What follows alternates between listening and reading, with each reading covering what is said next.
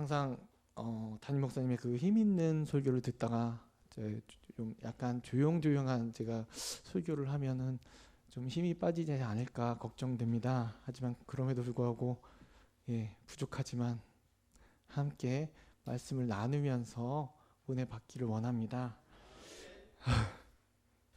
요즘 TV를 보면요, 트렌드가 먹는 방송 혹은 관찰하는 방송이 유행하는 것을 볼 수 있습니다.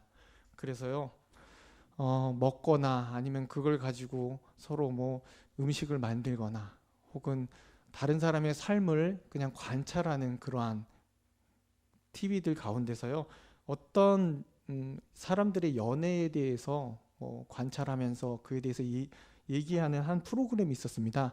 근데 그 한 여자의 사연인데요.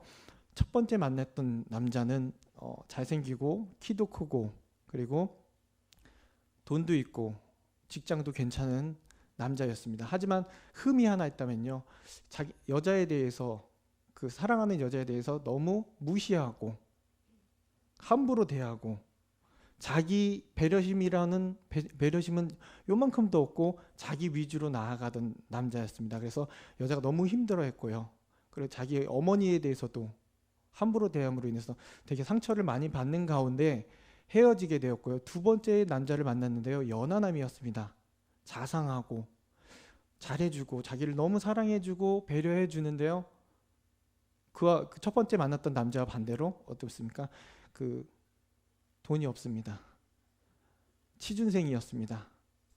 그래서 항상 공부하고 항상 옷차림도 보면은 첫 번째 남자와는 다르게 항상 추리한 모습으로 나왔는데, 이 첫 번째 남자에게 상처를 받다가 두 번째 남자에게 너무 과한 사랑을 받는 가운데 또 이 남자를 만나다 보니까 또 부족한 점이 보입니다. 뭐냐면요, 친구들에게 소개를 해줄 수 없는 거예요. 뭐 내세울 것도 없고 가진 것도 없고 어디 그 친구들 모임에 자랑할 수 없는 자기의 모습을 봅니다. 그러던 와중에 첫 번째 남자가 전화가 옵니다. 우리 다시 만나자. 내가 잘할게. 그러면서 이 프로그램의 고민은 끝났습니다. 여러분 같으면 어떤 남자를 택하시겠습니까? 돈은 없어도 나를 사랑해주는 남자. 둘 다 아닙니다. 역시 나오셨군요. 자, 우리가 오늘 말씀을 생각하시면서 함께 고민해 봤으면 좋겠습니다. 여러분이 어떻게 이 답을 생각했는지. 오늘의 말씀은요, 바울이 고린도 교회에 전하는 편지 1분문입니다. 당시 고린도 교회에는 여러 가지 문제가 있었는데요, 뭐 우상에 대한, 그리고 결혼에 대한, 그리고 만찬, 또 은사에 대한 그런 여러 가지 문제들이 있었는데요, 그에 대해서 바울은요, 말씀을 통해 그들에게서 권면하고 가르치고 있습니다. 특히 오늘 말씀을 그 가운데 하나이고요. 이 문제에 대한 배경을 우리가 오늘 살펴보자면요, 먼저 아가야의 수도였던 그 고린도는요, 상업적으로 아주 부흥했던 도시입니다. 이와 마찬가지로 또한 우상 숭배가 성행했던 도시이기도 했습니다. 그래서 당시 고린도에서 사람들이 모이면 주로 우상을 숭배하던 신전에 모이곤 하였습니다. 그리고 그들의 종교 생활의 필수적인 요소였던 우상에게 제물을 바치는 것은 당연한 일상생활의 다반사였고요. 만약에 누구라도 여기에 참석하지 못하다면요, 그 당시에 사회적으로 왕따가 되기 쉬웠던, 생계 위협까지 있었던 그러한 상황을, 배경을 가지고 있던 고린도 도시였습니다. 그러한 이유로요, 고린도에 살고 있었던 그리스도인들, 이 이교 생활권에서 벗어날 수가 없었습니다. 시장에서도, 우리가 말하는 시장에서도 상황은 마찬가지였습니다. 그곳에 파는 모든 고기들은요, 이미 우상에게 바쳐졌던 음식들, 고기들이었습니다. 그러므로 그리스도인들이 그곳에서 먹는 고기들은요, 다 이미 우상에 바쳐졌던 고기들일 수밖에 없다라는 것입니다. 그러하기에 바울은요, 고린도 교인들에게 시장에 파는 음식을 그냥 묻지 말고 먹으라고 처음에 권면합니다. 하지만 이에 대해서 분명 시험을 받는 자가 있다라고 얘기합니다. 왜요? 믿음이 약한 자들이 있기 때문에 그 당시 동네 사람들이나 친척들이 초청을 하여 식사하는 경우 지금도 물론 많지만요. 그 당시에 더 빈번했기에 그들이 이웃들이 혹은 같이 일하는 사람들이 파트너들이 혹은 친척들이 불러서 밥을 먹게 되면요. 당연히 우상에 바쳐졌던 고기를 먹을 수밖에 없다라는 것입니다. 그러한 모습을 믿음이 약한 자들이 보게 될 때에 당연히 시험에 들게 됩니다. 게다가 믿지 않는 자들 혹은 불신자들이 비판하게 된다면 너 그리스도인인데 이 고기 먹어도 되겠냐? 라는 그러한 질문을 듣게 된다면 물론 이 상황 속에서요.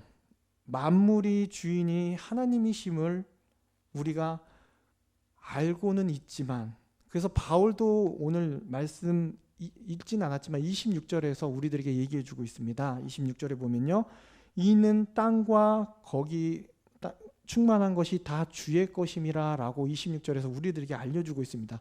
그리고 디모데전서 4장 3절에서 4절 말씀에서도요. 하나님께서 지으신 모든 것이 선함에 감사함으로 받으면 버릴 것이 없다라고 고백해지고 있습니다.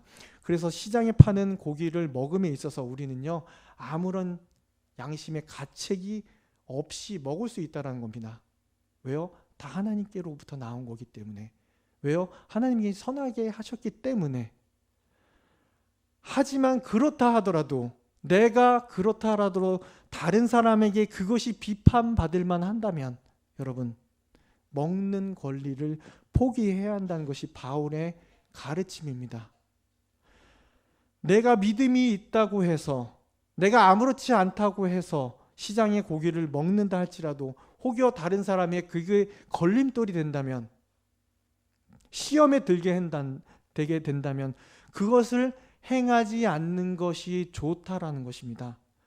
다시 말해 내가 믿음이 더 큰 자라고 행동함에 있어 그 행동이 다른 사람의 걸림돌이 된다면 그것은 올바르지 않다라는 것입니다. 나는 괜찮은데 네가 믿음이 약해. 아니요. 하지만 상대방이 시험 들 수 있기 때문에 우리의 행동을 자중해야 됩니다. 우리의 믿음이 어디로부터 나오기 때문입니까? 주께로부터 나오기 때문에.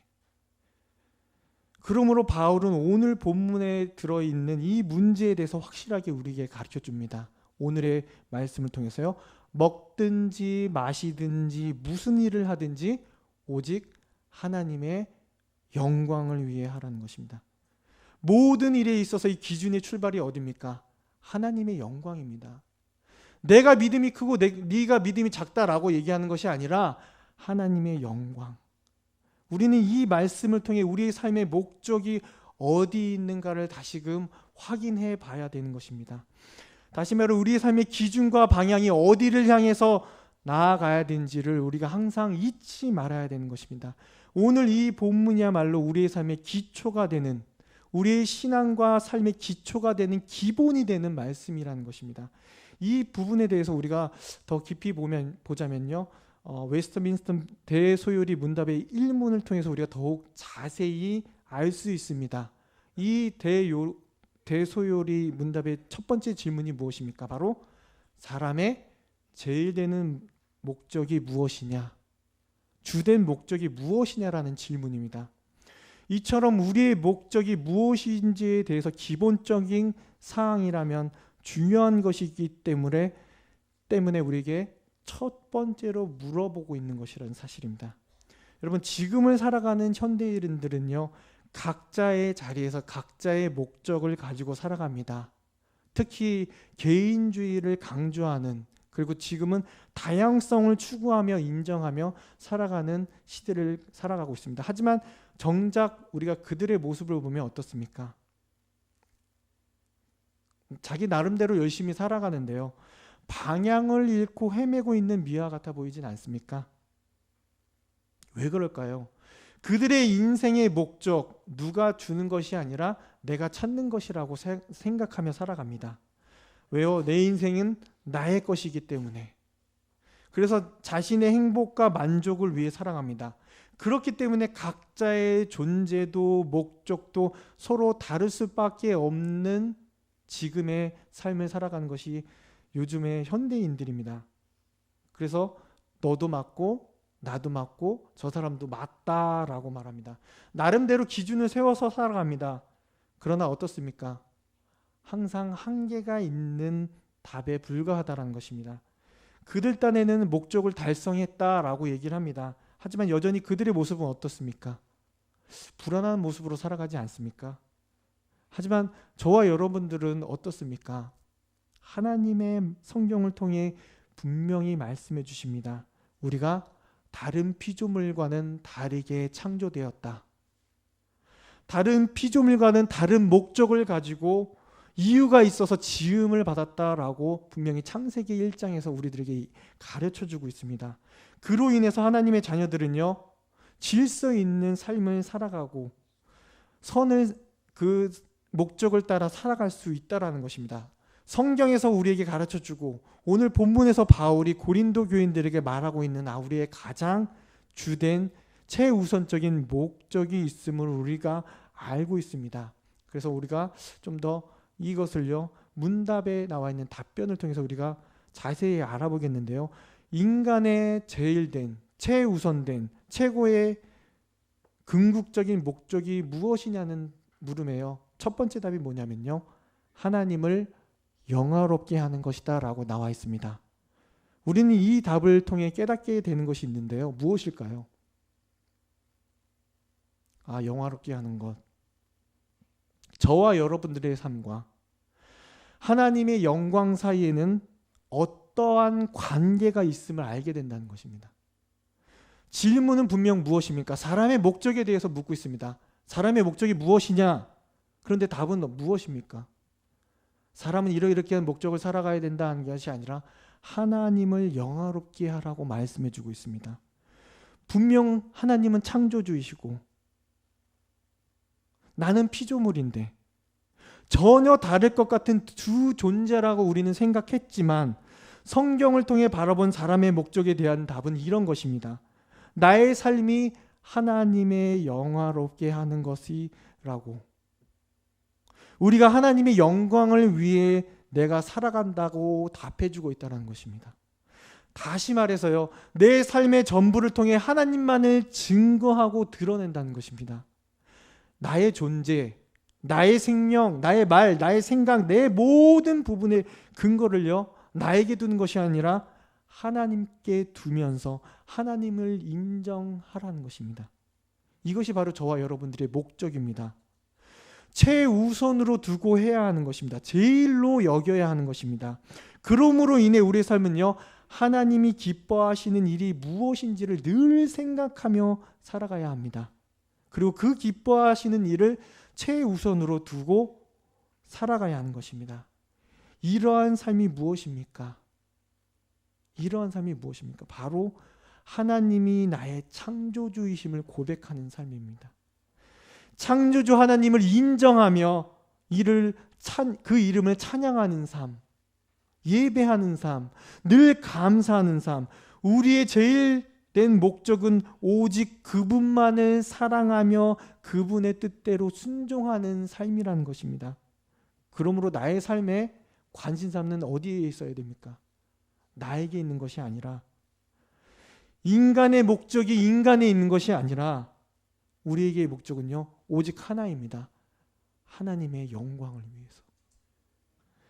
사람은 언제나 나 중심적입니다. 내 중심적. 내 삶은 나의 것이라고 생각하기 때문에, 그것이 당연하다라고 생각하기 때문에. 하지만 성경은요, 바울을 통해서 말씀합니다. 하나님을 드러내라고. 이로 인해 우리의 모든 기준이 바뀌게 되는 것입니다. 내가 좋아하는 것을 선택하는 것이 아니라 하나님이 무엇을 좋아하실까 먼저 생각해야 되는 것입니다. 우리 식구가 내가 편한 것이 아니라는 것입니다. 세상은요, 개인주의, 개인의 행복의 추구에 절대적인 진리인 것처럼 여기면서 살아갑니다.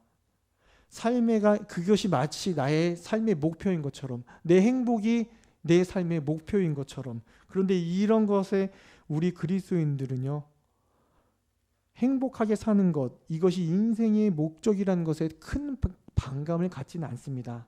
하지만 오늘 말씀에서도 우리에게 알려주고 있고 분명하게 소요리 문답을 통해서 확실하게 보여주는 것, 우리의 삶의 초점은 우리가 아니라는 것을, 하나님께 있음을 확실하게 보여줍니다. 그런데 우리가 여기서 한번 생각해 볼 것이 있습니다.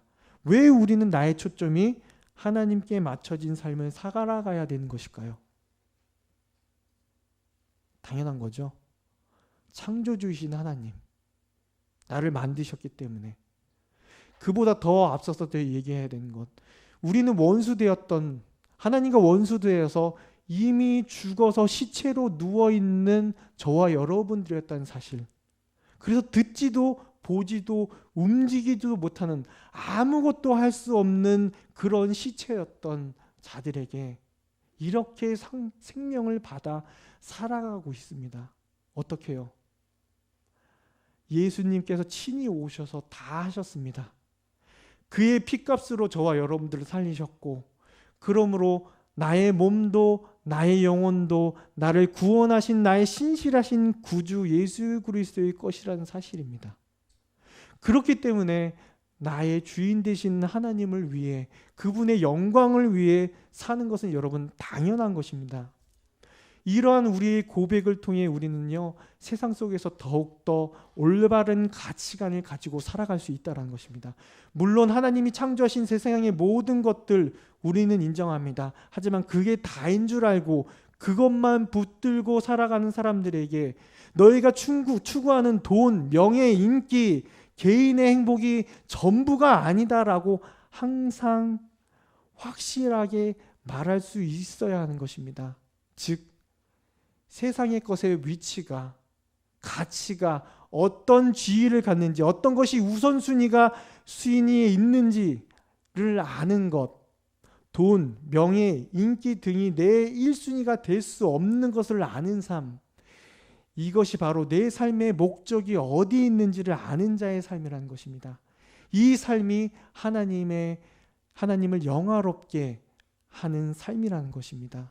그러므로 우리가 항상 우리의 우선순위를 어디에 두어야 되는지, 내 우선의 목적이 어디에 있는지를 항상 잊지 말고 기억하며 살아가는 저와 여러분들이 되길 원합니다. 두 번째로고요, 사람의 제일된 목적에 대해서 성경은 이렇게 말합니다. 그를 영원토록 즐거워해야 한다라고 얘기합니다. 여러분, 즐거워한다는 것이 무슨 뜻인지 아십니까? 어디서 많이 들어보긴 했는데 명확하게 모르지 않습니까? 즐거워한다. 하나님을 영원토록 즐거워하는 것. 그것은 바로 나의 모든 생각과 마음의 정신을 하나님께만 집중하는 것입니다. 그분의 뜻 행하시는 기대하고 원하는 것입니다. 그래서 어떠한 상황 속에서도 그 뜻에 적극적으로 자발적으로 따르는 것입니다. 그런데 이것이 우리가 하고 싶다고 하고 하기 싫다고 하지 않는 것이 아닙니다. 나의 모든 일생 동안, 더 나아가 인생이 끝난 뒤에도 영원히 즐거워하며 따르는 것입니다. 그러므로 즐거워한다는 말은요, 다시 말해서 사랑한다는 것과 똑같은 것입니다. 여러분, 사랑하면 어떻게 됩니까? 즐거워지지 않습니까? 누군가를 사랑하면 어떻습니까? 눈에서 꿀이 막 떨어지죠. 옛날에 뭐 별도 달도 다 따다 준다고 얘기도 하고요. 바라만 봐도 좋고 순간순간이 즐겁고 행복합니다. 이와 마찬가지로 하나님을 즐거워한다는 것은 오직 그분만을 사랑하고 그분과 함께 하는 것이 즐겁다라는 것입니다. 좋다라는 것입니다. 그런데 하나님을 사랑함에 있어서 무슨 보답으로 사랑하는 그런 세속적인 사랑이 아닙니다. 무엇을 주니까 내가 사랑하고 무엇을 주니까 내가 더 열심히 봉사하는 그러한 사랑이 아닙니다. 정말 그분 한 분만으로, 그분이 어떠한 것도 주시지 않더라도 그분만을 사랑하고 즐거워하는 그건 계산적인 사랑이 아니라 어떠하든지 간에 하나님을 알아가는 것이 즐거운 것, 이것이 진정한 사랑이 아닐까요? 말씀에 순종하는 것이 즐겁습니다. 그리고 말씀이 이루어지는 것이 즐겁습니다. 그분을 사랑하듯이 이웃을 사랑하는 것이 너무 행복합니다. 이것이 우리의 삶의 제일 되는 목적이라는 사실입니다. 그런데 이처럼 인간의 목적에 대해서 성경이 가르쳐는 것에 대해 배워갈 때 가끔 의심하기도 합니다. 왜요? 이것들 마치 하나님이 좋은 것처럼 보이기 때문에 이건 다 하나님이 좋으라고 하는 거 아닙니까? 우리에게 있어서 마치 의무사항처럼 보여지기도 합니다. 하지만 여러분, 하나님을 따름에 있어서, 하나님의 말씀을 따름에 있어서 정말 그렇던가요? 이것이 바로 우리에게 좋은 것이라는 것입니다. 하나님께 영광됨이 우리 인간에게도 가장 좋은 것이라는 사실입니다. 그래서 하나님은요, 우리를 원래 완전히 만족을 느끼지 못하는 존재로 만드셨다는 사실입니다. 다시 말해, 인간은요, 오직 하나님에게만 최종적으로 만족하는 존재라는 사실입니다. 그러므로 세상의 것에 우리가 온전한 즐거움을 느끼지 못할 수밖에 없습니다. 돈, 명예 늘 부족합니다. 채워지지 않습니다. 하나님 외에는 참된 복을 우리가 누리며 살아갈 수 없다는 것입니다.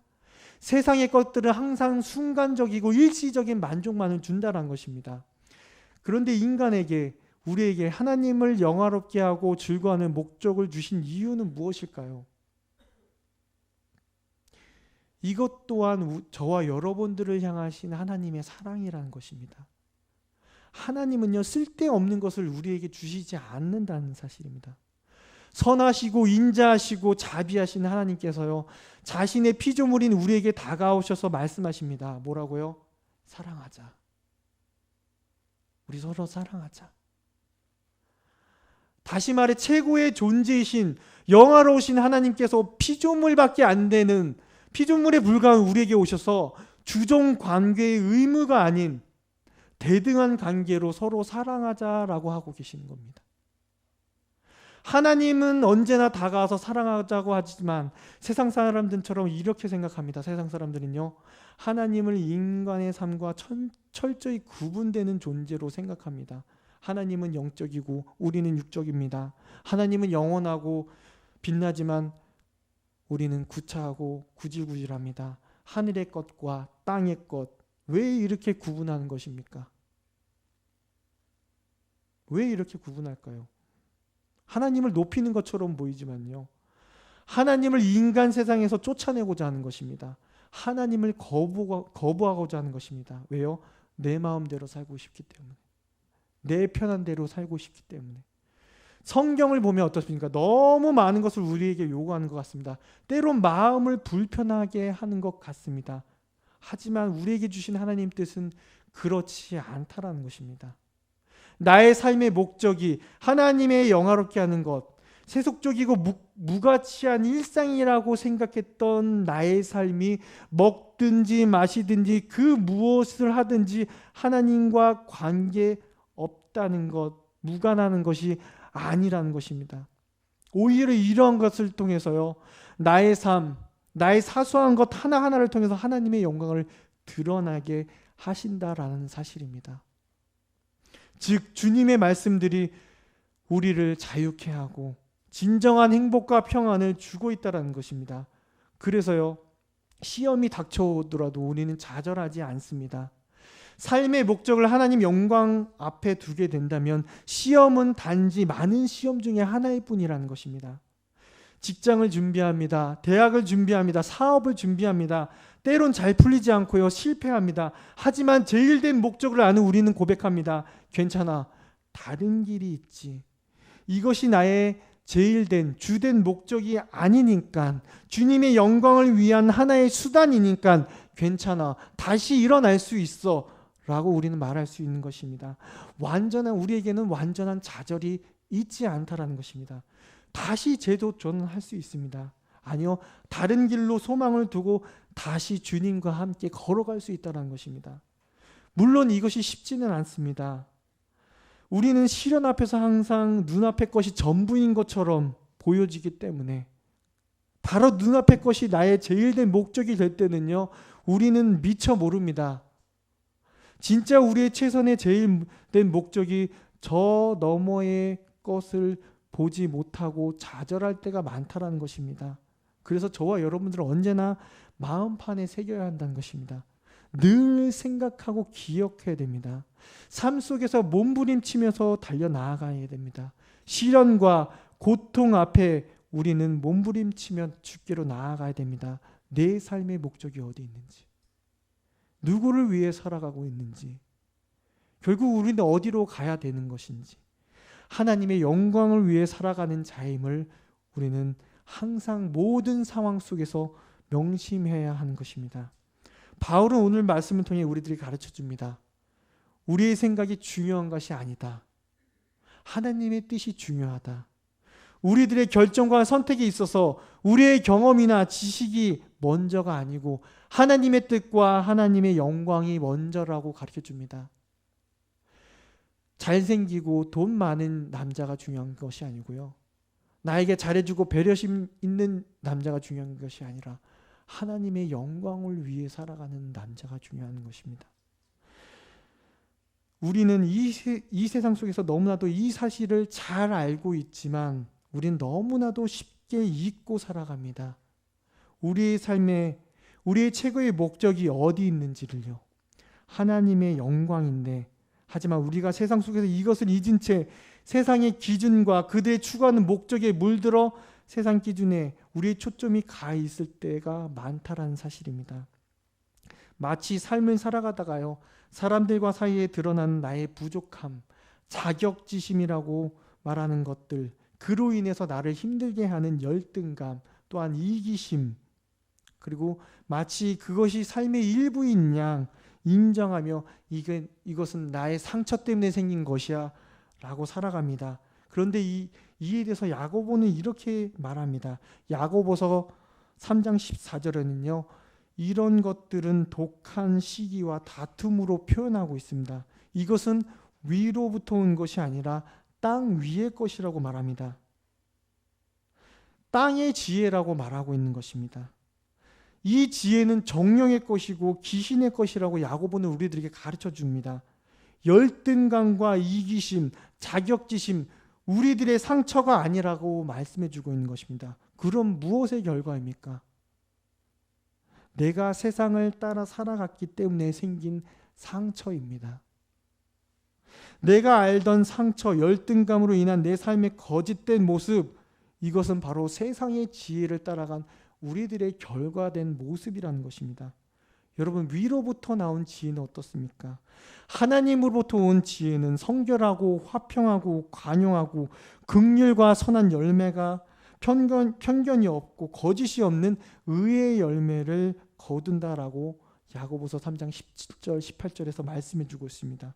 그러므로 우리의 기준이, 우리의 목적이 바로 서지 않으면 우리는요, 결국 땅의 것을 바라보게 된다는 것입니다.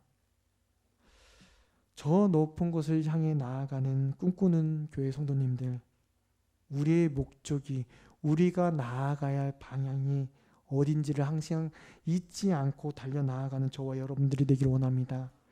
그 모든 것들은 결국 하나님의 영광을 나타내는 일들이라는 사실을 잊지 않고 그 방법까지도 알려주신 그 하나님만을, 성경을 통해서 그것이 어떻게 살아가야 되는 방법까지도 알려주시는 그 사랑이 많으시고 인자하신 그 하나님만을 바라보며 달려나아갈 수 있는 저와 여러분들에게 이 시간 간절히 기도합니다. 기도하시겠습니다.